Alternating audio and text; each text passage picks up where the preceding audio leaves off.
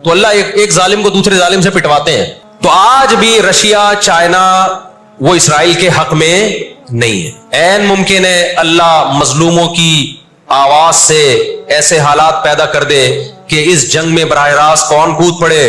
Soviet union کود پڑے. اور اگر سوویت یونین اس جنگ میں کود پڑا جس کے پورے چانس لگ رہے ہیں تو پھر یہ تیسری جنگ عظیم کی طرف معاملہ جائے گا.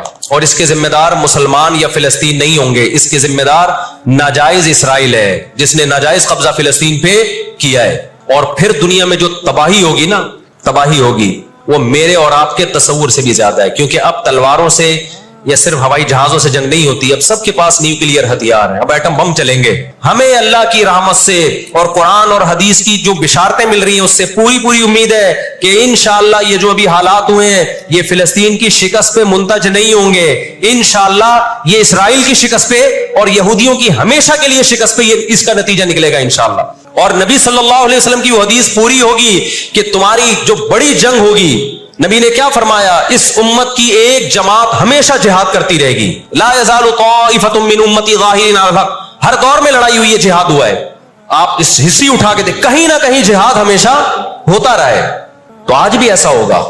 اور بالآخر یہ معاملات اگر بین الاقوامی دنیا نے کنٹرول نہیں کیے تو نبی صلی اللہ علیہ وسلم کی پیش گوئیاں انشاءاللہ بہت جلد پوری ہونے والی ہیں. نبی صلی اللہ علیہ وسلم نے فرمایا تمہاری یہود سے لڑائی ہوگی، جہاد ہوگا. یہاں تک کہ کوئی یہودی اگر پتھر کے پیچھے چھپے گا تو پتھر کہے گا کہ اے مسلمان یہ یہودی ہے، اس کو قتل کر دے، یہ میرے پیچھے چھپا ہوا ہے. ہر درخت بھی گواہی دے گا، ہر پتھر بھی گواہی دے گا، الا الغرقد، سوائے غرقد درخت کے. یہودیوں کو کوئی مقدس درخت ہے جو اسرائیل میں بہت زیادہ لگاتے بھی ہیں یہ لوگ. نبی صلی اللہ علیہ وسلم نے جب یہ بات ارشاد فرمائی تو اس وقت مسلمانوں کی یہودیوں سے ایسی کسی لڑائی کا تصور بھی نہیں تھا. ایک پیش گوئی تھی جو کسی کے خواب و خیال میں بھی نہیں تھا کہ صدیوں بعد جا کے ایسا ہو سکتا ہے. اس سے بھی پتہ چلتا ہے کہ ہمارے نبی صلی اللہ علیہ وسلم کی جو پیش گوئیاں ہیں اگر وہ پوری نہیں ہوئی تو آپ ٹائم کا انتظار کریں، ایک وقت پوری ہو جائیں گی. 1300 سال تک مسلمانوں کو اس حدیث کا مطلب سمجھ میں نہیں آیا. عملی دنیا میں ایمان تو تھا سب کا کہ اللہ کے نبی نے جو فرمایا برحق ہے، کیونکہ یہودیوں سے میں نے بتایا نا لڑائی ہوئی نہیں ہے. مدینہ سے اور جزیرہ عرب سے ان کو نکالا گیا، یہ دنیا کے مختلف ملکوں میں جا کے آباد ہو گئے ہیں. اس کے بعد یہ ہمیشہ یا تو عیسائیوں کے زیر سایہ رہے ہیں یا مسلمانوں کے زیر سایہ رہے. ان کی لڑائی اگر ہوئی عیسائیوں سے ہوئی ہے، مسلمانوں سے ان کا کبھی ٹاکرا نہیں ہوا. لیکن پیغمبر صلی اللہ علیہ وسلم نے کیا فرمایا صحابہ سے؟ تقاتلون، تم لڑو گے. تم سے مراد یہ امت لڑے گی.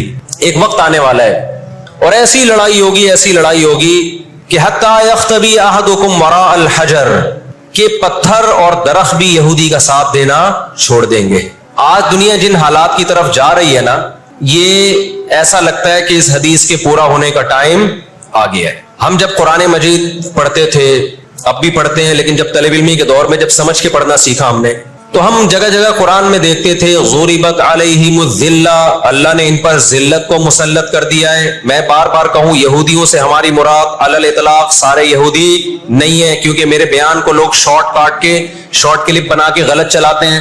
تو بار بار میں کہتا ہوں میرا کلپ ادھورا چلاتے ہیں نا تو کوئی یہودیوں کے خلاف نہ چلائے. سارے یہودی ایک جیسے نہیں ہیں. ہم اسرائیل کے اگینسٹ ہیں تو ہماری جو لڑائی ہوگی اسرائیل سے ہوگی.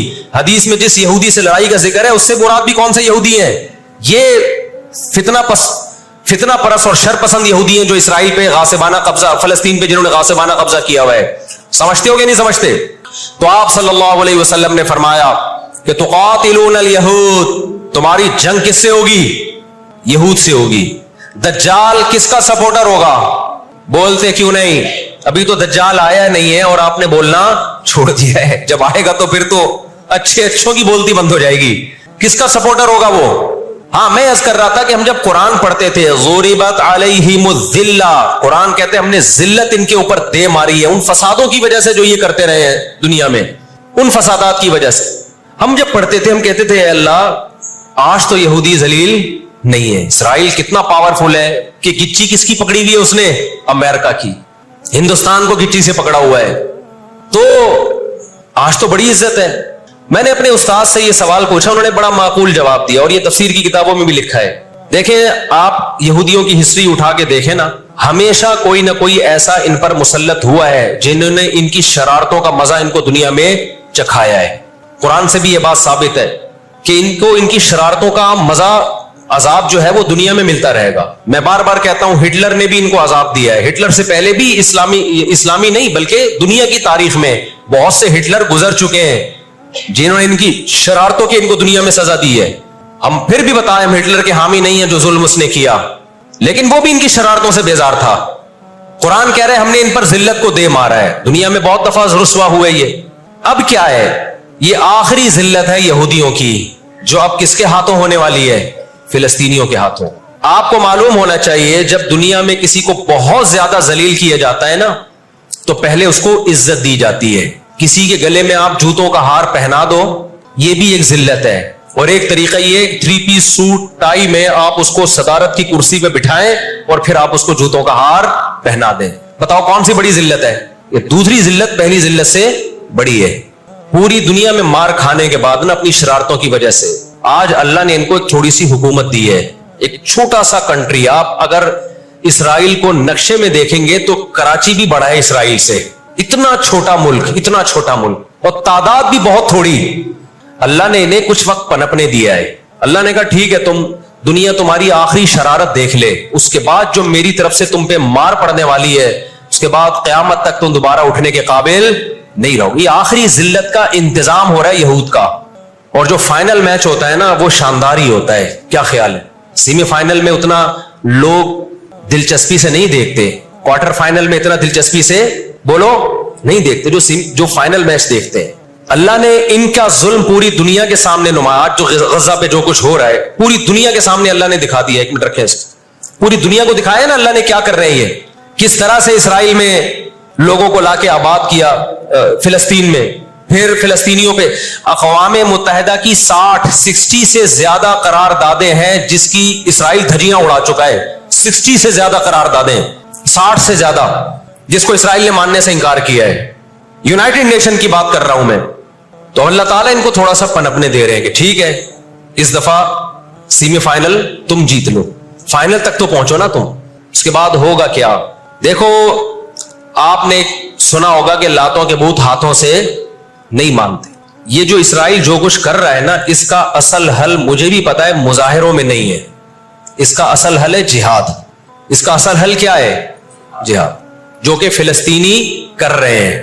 میں نے جب لوگوں کو یہ کہا نا کہ اپنے ملک میں پرامن مظاہرے کرو, لوگوں نے کہا لو پرامن مظاہروں میں لگا کے لوگوں کی صلاحیتیں خراب کر رہے ہیں. ہم آپ کو جہاد سے نہیں روکتے, لیکن آپ جہاد اپنے ملک میں کرو گے توڑ پھوڑ کر کے, یا جہاں یہودی ظلم کر رہا ہے وہاں لڑائی کرو گے آپ. تو یہ عجیب منطق نہیں ہے کہ ظلم وہاں ہو رہا ہے, آپ نے اپنے ملک میں توڑ پھوڑ کرنا شروع کر دی, تو اس سے یہودی ناراض ہوگا یا خوش ہوگا؟ وہ تو کہے گا اور اچھا ہے بم دھماکے کرو یار, پرامن نہیں, بہت بموں کے ساتھ کلاشن کوفوں کے ساتھ اپنی کنٹری میں مظاہرے کرو, ہمیں آ کے چھڑو یہاں پہ. ہم جہاد کے منکر نہیں ہیں, آپ سے زیادہ الحمدللہ جہاد کو مانتے ہیں.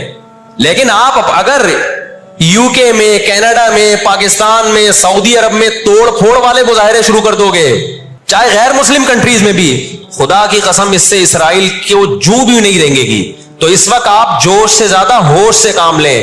جوشیلی تقریریں کرنے والے بہت ہیں مارکیٹ میں, ابھی نعرے بھی یہاں لگ رہے ہیں, ہم یہ کر دیں گے, ہم وہ کر دیں گے. ان سے پوچھو کیسے کرو گے؟ شام کو گھر پہ جا کے گٹکا کھا کے سو جاتے ہیں وہ. جوشیلی تقریریں کرنے والے, میں مانتا ہوں جہاد ہی ہوگا, لیکن ہوگا کس سرزمین پہ؟ جہاں یہودی لڑ رہا ہے وہیں لڑا جائے گا. میدان جنگ متعین کیا جاتا ہے لڑائی کے لیے. یہ نہیں ہوتا کہ آپ میدان جنگ میں نہیں جا سکتے تو جو میدان جنگ نہیں ہے اس کو میدان جنگ بنا دو. ایسا دنیا میں کبھی بھی نہیں ہوتا. یہ تو وہ جون پور کے قاضی والا قصہ ہو جائے گا کہ وہ سولی پہ لٹکایا ایک شخص کو, اس کی گردن موٹی تھی, وہ پھندے میں آ نہیں رہی تھی. انہوں نے کہا اس کی گردن چونکہ پھندے میں آ نہیں رہی ہے تو اس کی چونکہ آ رہی ہے اس کو لٹکا دو آپ. وہ کہے گا میری آ رہی ہے لیکن میرا قصور کیا ہے؟ تو یہ عجیب قسم کا جہاد ہے. آپ اپنے ملکوں میں, یو کے, کینیڈا میں آپ نے اگر توڑ پھوڑ کرنا شروع کر دی, وہ چھوڑے گا تھوڑی کینیڈا آپ کو. یو کے, امریکہ میں آپ نے اگر توڑ پھوڑ شروع کر دی وہ چھوڑے گا تھوڑی. آپ کی اوقات کتنی ہے؟ لڑائی کے لیے سب سے پہلے میدان جنگ کا تعین ضروری ہے کہ لڑائی ان کی مرضی سے نہیں ہوگی. کہاں کہ وہ جہاں چاہ رہے ہیں, لڑائی ہماری مرضی سے ہوگی. ہم جہاں کہیں گے وہاں لڑائی ہوگی. میں سمجھا پا رہا ہوں اپنی بات؟ تو علاج, بہت سے لوگوں نے جہاد کا انکار کر دیا, یہ بھی غلو ہے. اور بہت سے لوگوں نے ہر جگہ کو میدان جنگ بنانے کے چکر میں, یہ ایک طرف کی انتہا ہے. آج دنیا نے ان کو نہتا چھوڑ دیا ہے فلسطینیوں کو, لیکن وہ ڈٹے ہوئے ہیں. آپ ان کی مدد کر سکتے ہو,